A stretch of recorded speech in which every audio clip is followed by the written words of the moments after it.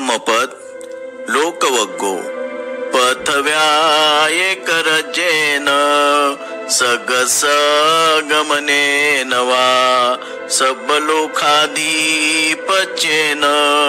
सोतापत्ती पलंगवरंग। पृथ्वीच्या एक राज्यापेक्षा, स्वर्गाला जाण्यापेक्षा, सर्व लोकांच्या आधिपत्यापेक्षा श्रोतापत्ती फल श्रेष्ठ होय।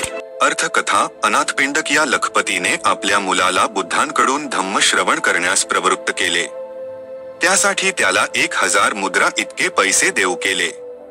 बक्षिसाच्या आशेने त्या मुलाने बुद्धांची भेट घेतली, त्यांच्याकडून धम्माचा उपदेश ऐकला आणि सोतापन्नही पहिली पायरी गाठली। त्यावर मालकीच्या सर्व भौतिक वस्तूंपेक्षा आध्यात्मिक प्रगती श्रेष्ठ असते, असे बुद्धांनी भाष्य केले।